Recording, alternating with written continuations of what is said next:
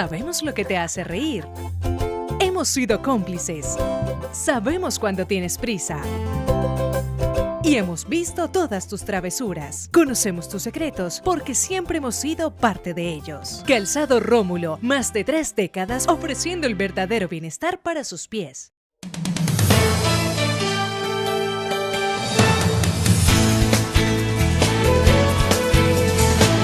Amables televidentes, los saludamos de nuevo desde el Canal 2, el canal de nuestra gente, presentándoles nuestro programa estelar, Calzando Ideas con Rómulo.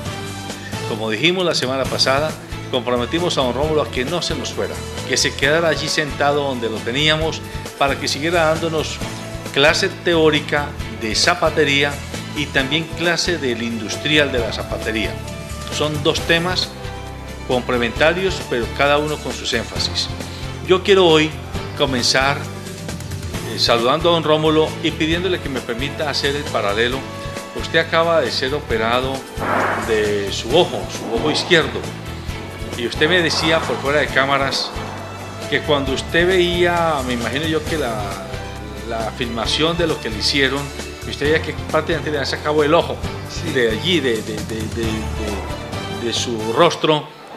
Usted quedaba admirado de ver la agilidad de ese médico, cómo manejaba las pinzas y cómo encajonaba el ojo y no lo dejó ciego, no lo dañó, no lo asesinó a usted, no, es decir, es un momento de arte, un momento de ciencia, un momento de mucha concentración.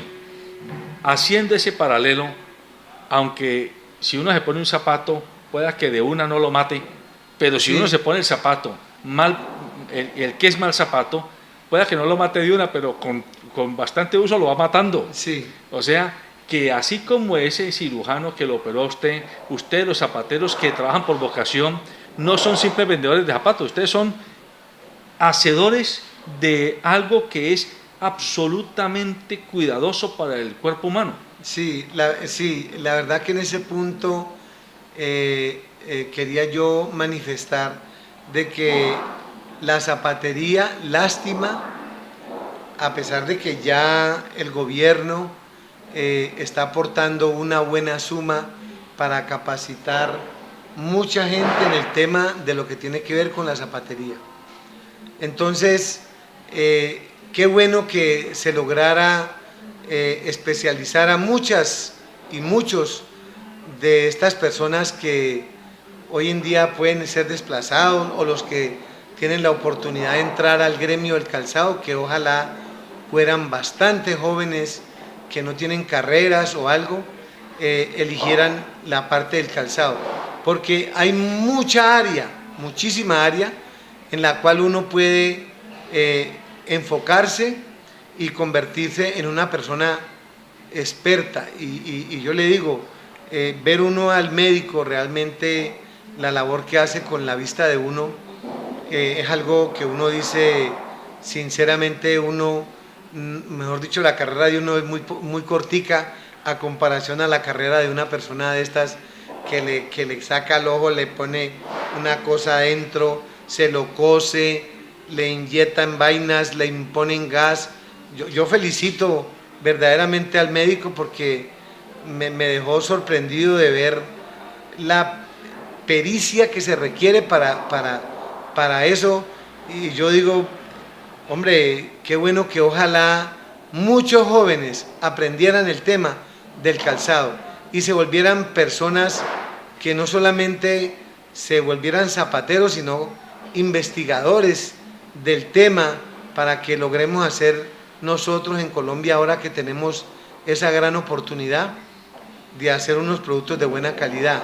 Y eso es lo que puede hacer de que nosotros nos convirtamos en una muy buena empresa a nivel nacional en Colombia. Entonces, don Rómulo, permítame, yo le pregunto, usted está insistiendo, el zapatero debe, antes de hacer el zapato para sacarlo a vender, tiene que volverse como un estudioso, un observador de cómo camina la persona, cómo es la forma de su pie, sí, seguramente cuál es el tipo de oficio que ocupa, porque no es lo mismo el que trabaja sentado al que trabaja de pies, o al que está manejando un carro y metiendo el clutch y metiendo el freno, Sí. porque ahí hay una serie de movimientos que me imagino yo, uno lo siente cuando uno maneja el carro, dependiendo del zapato con el que tiene, como que le talla más entrar el freno o meter el clutch que en otros.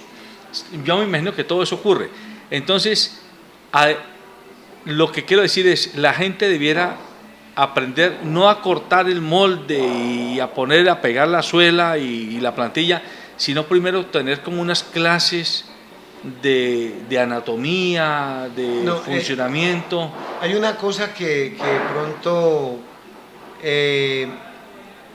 pasa y es la siguiente, de que la persona coloca un taller de zapatería y supuestamente consigue un zapatero y consigue un guarnecedor, consigue una persona que entienda de modelaje y la horma mira más o menos que le quede bien y en esa misma horma hace un modelo mocasín y hace un modelo de cordón o hace una bota o hace una suela que quede más grande, más corta, la estiran y no le dan la importancia que verdaderamente requiere el zapato, que es la precisión.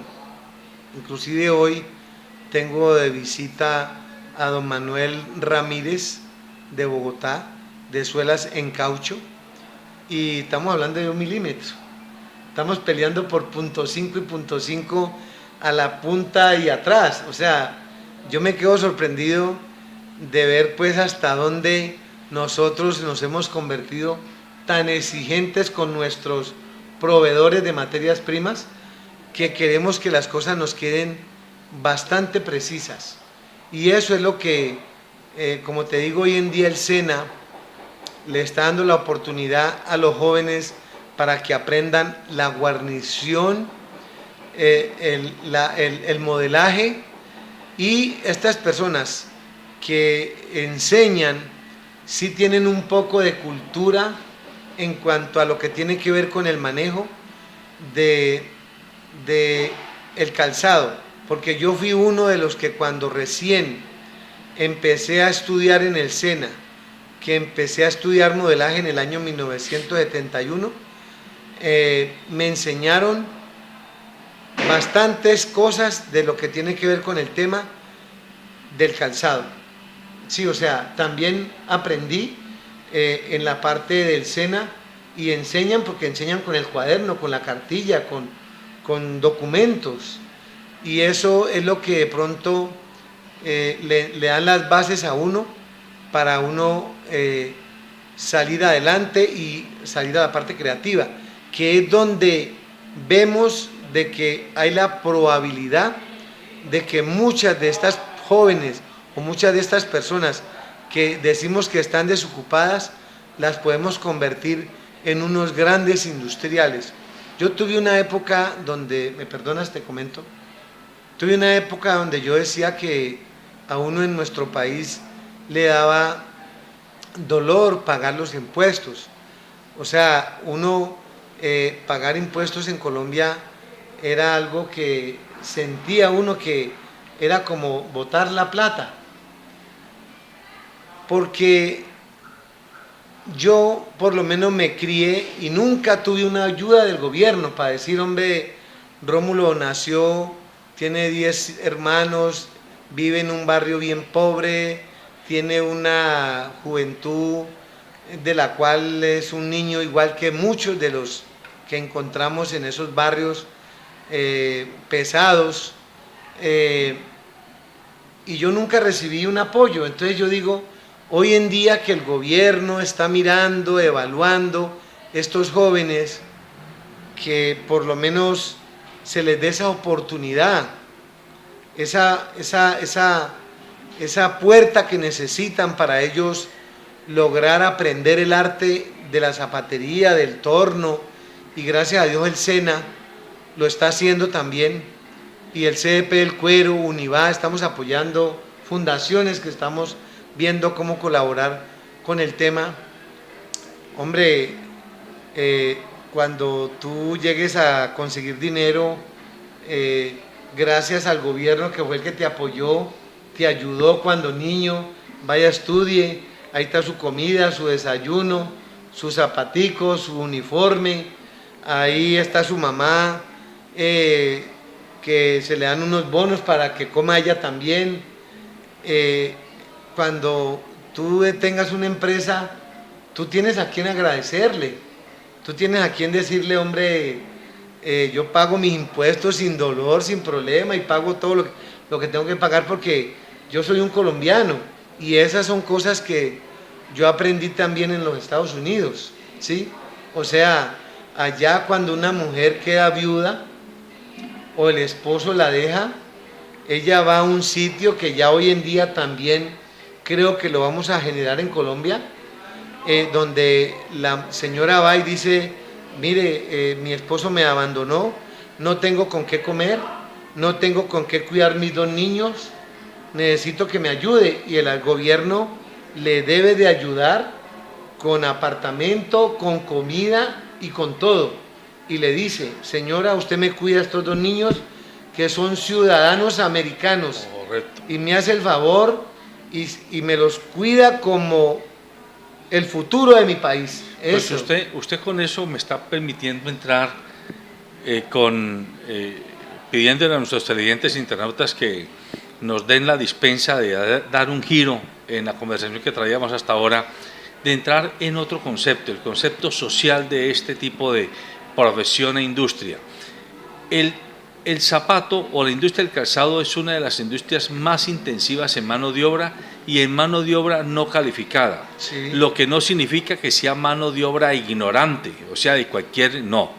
Es mano de obra no calificada desde el punto de vista de que no requieren que la persona haya estudiado Tenga una que carrera, estudiar, no, un muchacho con bachillerato, una muchacha con bachillerato o inclusive sin bachillerato, si tiene la disposición y se deja orientar, puede ir aprendiendo, y si además tiene talento, puede volverse un excelente diseñador y, Sí. y mañana un fabricante y montar su propio taller. O sea, la industria da muchas oportunidades, pero eso va de la mano con que la sociedad y el gobierno se pellizquen o nos pellizquemos. Sí. Y estamos en un momento donde el país está hablando de una negociación de paz.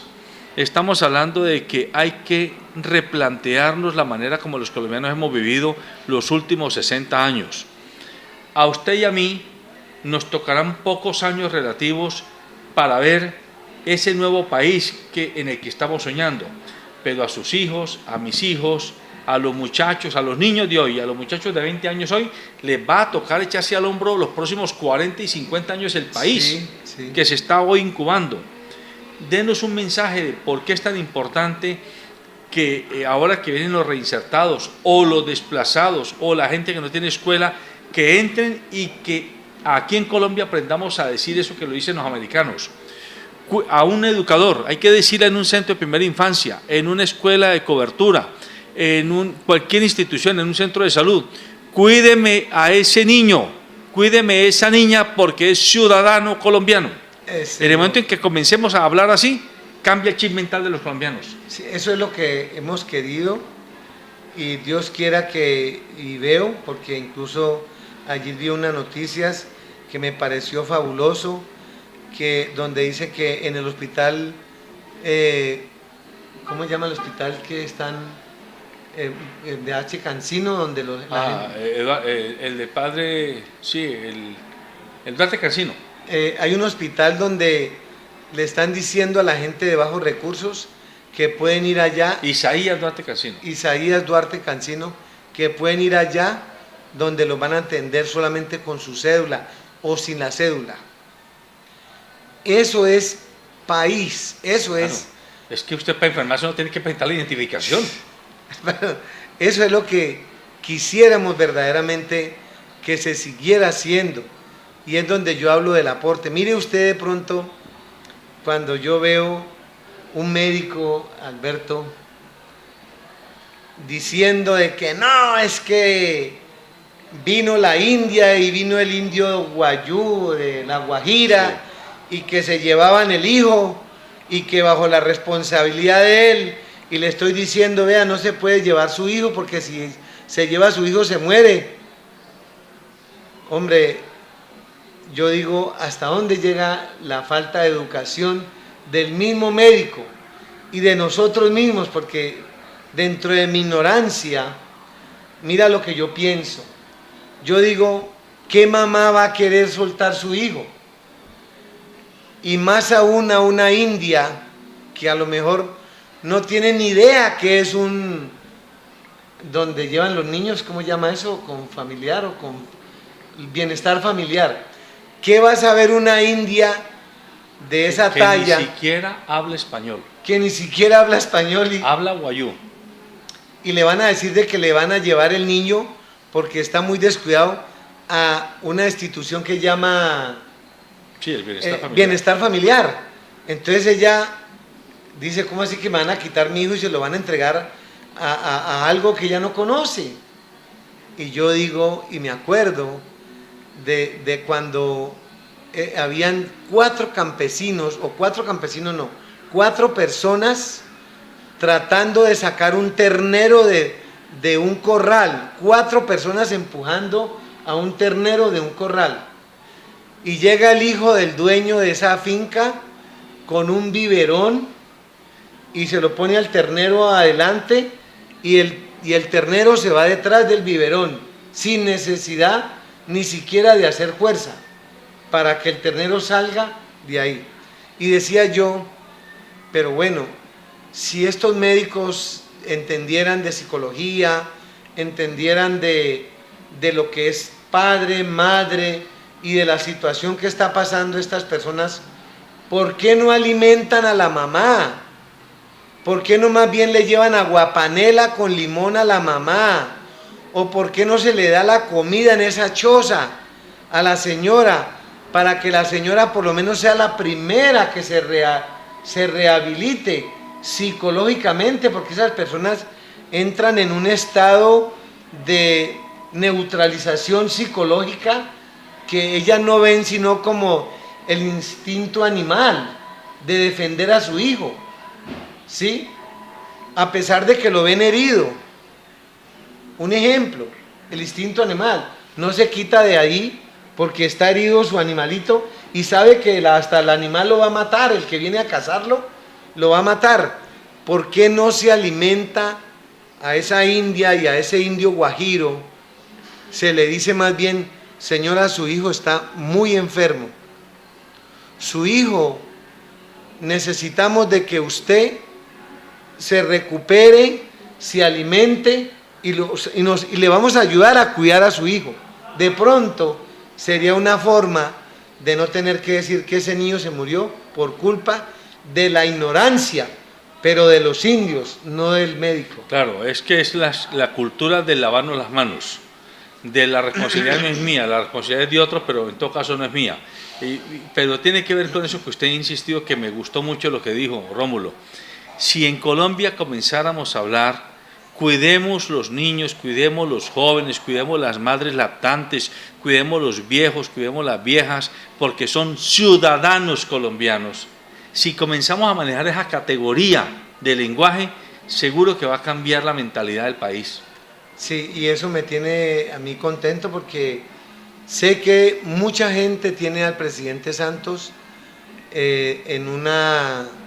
lo tiene en un ranking bajo, pero nadie sabe todo lo que ese hombre se ha esforzado por lograr la paz, por querer hacer de que entre nosotros mismos no nos matemos. Y resulta de que la guerrilla tiene un capítulo, pero yo digo un paro camionero. La verdad que hay parte de culpa de muchas cosas que vienen pasando en nuestras instituciones gubernamentales que no dejan que verdaderamente el salario mínimo logre mantener a las personas. Escucho, es que no podemos bajar el peaje y no podemos bajar la gasolina.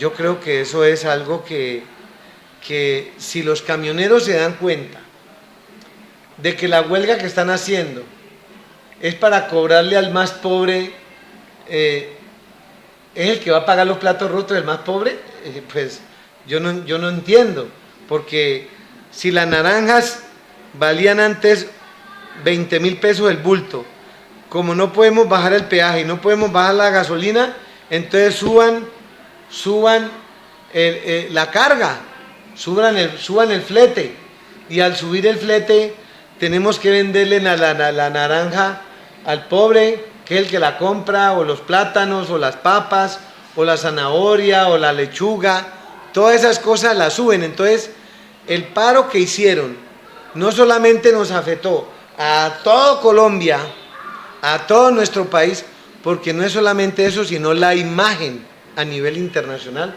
que está afectando nuestro país.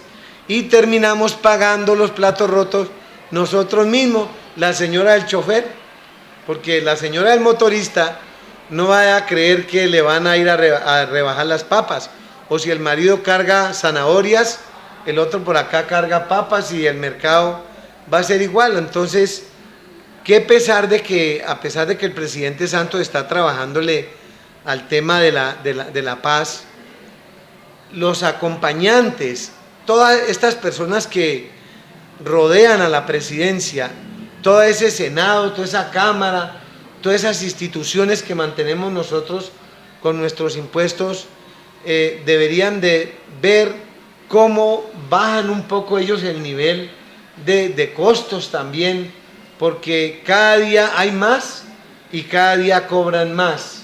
Entonces no podemos estar en esa situación tan compleja de hacer de que unos estén súper bien y otros estén súper mal, porque los que están súper mal son los que siempre vamos a estar dando informes de que delincuente X, delincuente Y y delincuente Z, cuando es un ser humano que nació de pronto sin querer, nació y no tuvo un Colombia que le hubiera dado esa oportunidad a él de decir, hombre, nací en un país bendito.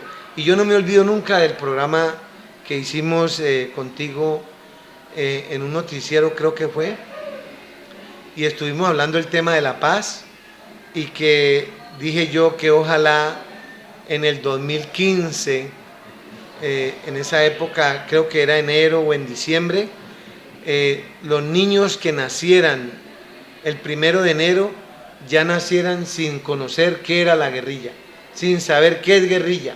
O sea, eso lo dije en un programa tuyo y me recuerdo mucho, y siempre lo recuerdo, porque ya, si Dios quiere, en el 2016, teniendo esperanzas, estamos en el 16, en el 17. Sí, en el 16. En el 16, estamos en el 16. Sí. Esperemos que en el 2017 estemos, por decir algo, ya sin que tengamos que saber de que es un secuestro, que es un boleteo.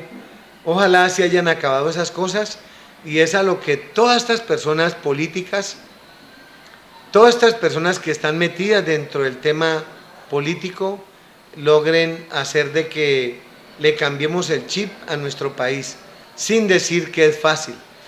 Toda esta cantidad de personas que se involucran en la parte política, más que todo, tanto abogado que se genera para hacerle demandas al Estado, para quitarle miles y miles de millones de pesos que se le quitan por errores o por detalles o por jugadas que se fabrican dentro de las alcaldías, las gobernaciones, dentro de compromisos y negocios que se hacen, que verdaderamente dejan al Estado sin dinero. Y yo digo, a veces el Estado da el dinero, se presta, da el dinero.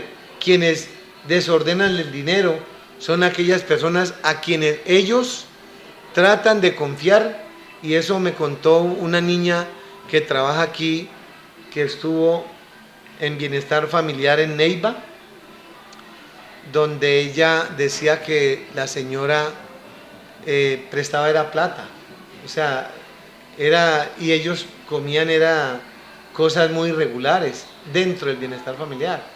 Entonces no se les daba la alimentación. Ahora, que cuando iban a ir a pasar revista, les decían y les daban, por lo menos en una semanita, les daban una buena alimentación, para que les preguntaran y decían, no, nosotros comemos aquí bien. No estoy rajando de nadie, ¿no? Estoy únicamente haciendo ver a las personas que tengan un poco más de corazón y, como tú dices, busquemos de que la persona que está aguantando hambre, que ese niño que está aguantando hambre es un colombiano, que lo vamos a necesitar para que sean de los honestos de estos países, que necesitamos que sean honestos totalmente para poder sacar Colombia adelante y poder vivir bien, porque qué bueno que ojalá algún día todas estas personas que yo veo como Cuba, que me da pesar de Cuba y los cubanos, que ver hoy en día, hombre, a los cubanos emigrando en esa forma, ya no lo están haciendo por el mar para no ahogarse, ahora lo están haciendo por la selva, y encontrar esos rechazos de estos países nuestros también, a sabiendas de que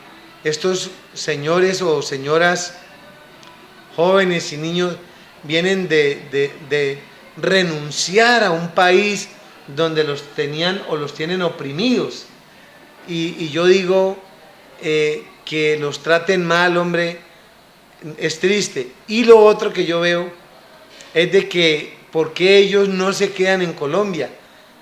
No ven oportunidades, no hay oportunidades en nuestro país, porque si estas personas cubanas lograran quedarse en nuestro país, se les olvidara ese sueño americano, nos podrían servir muchísimo a nosotros también, pero bueno, porque esta gente tiene bastante cosa médica y tienen... Es correcto. Sí. Pero el gobierno no lo deja, ¿no? El gobierno los deporta. Los deporta. Porque son ilegales. Sí. Sí.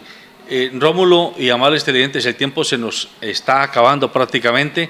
Yo solo quiero pedirle a usted, don Rómulo, que de manera muy breve le sintetice a nuestros televidentes e internautas ese mensaje que a mí me parece que es poderoso, el que cada uno de nosotros se cree como un mantra: vamos a cuidar a los niños, a los jóvenes, a los escolares, a los enfermos, porque son ciudadanos colombianos. Vamos a cuidar a los reinsertados, vamos a cuidar a los desplazados, vamos a cuidar a las víctimas de la violencia, porque son ciudadanos colombianos. Esa es la mejor oportunidad que quisiéramos darle a la gente. Yo hablé de pronto de que esos muchachos jóvenes que tienen 17, 18 años en la guerrilla, que son muchachos que se han criado con mucha fortaleza, ojalá se les enseñara deportes, ojalá se volvieran atletistas, ojalá aprendieran barras, alzar pesas, ojalá hubiera como esa oportunidad por ese lado, porque hay mucho joven que no conoce ni siquiera sino un fusil y la milicia que se requiere para sobrevivir en la selva. Bueno, hemos escuchado que le sale del corazón y le sale de sus convicciones más profundas a Rómulo Marín expresarnos cuáles son como sus ideas, y más que sus ideas, sus sueños de lo que debiera ser este país, de lo que puede ser este país, porque estamos llenos de posibilidades, de talentos, de riquezas que nos ha dado la vida, que nos ha dado el entorno, pero que a veces pareciera que no las vemos. Parecemos como el hijo que vive rico en su casa, lleno de comodidades, y nunca ha visto una gotera dentro de su casa, y cuando sale y ve los pantanos afuera, dice: ¿y esto qué es, Dios mío? ¿Es que esto existe? Bueno, así nos está pasando a los colombianos. Rómulo Marín es un empresario que se ha propuesto hacer de su mundo, de su vida empresarial, un ejemplo de vida, no solo para su familia directa, sino para los caleños, los vallecaucanos y los colombianos. Y él lo habla con la autoridad que le dan los hechos, porque no es lo mismo, y esto lo digo con mucho cariño por algunos políticos que son honorables, pero no es lo mismo que hable un político que lo único que sabe es echar carreta, pero que tiene muy pocas obras en su vida que mostrar reales, a que hable un empresario que lleva 40 años de su vida haciendo empresa, generando empleo, pagando impuestos, quebrándose, volviéndose a levantar, abriendo mercados, innovando con sus productos. Ese es el ejemplo de que ser colombiano, ser ciudadano colombiano vale la pena, y ser ciudadano colombiano debe convertirse en la marca, en el Olimpo al que queremos llegar todos. Ser ciudadano colombiano debe ser motivo de orgullo, motivo de prestigio, motivo de identidad, y eso es lo que Calzando Ideas con Rómulo quiere hacer. A partir del zapato, volver a recuperar nuestra identidad de colombianos. Buenos días.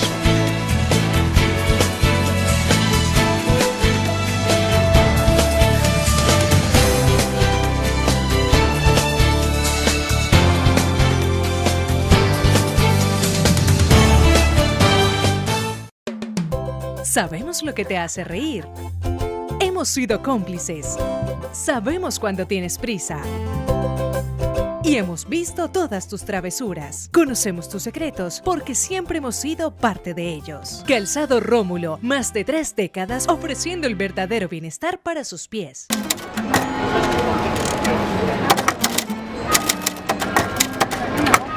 Te regalo la primera planta que en mi vida yo sembré en la tierra. Estás viendo el Canal 2, el canal de nuestra gente. Antes de morir me regaló la abuela. Te regalo la emoción que sentí al ver nacer.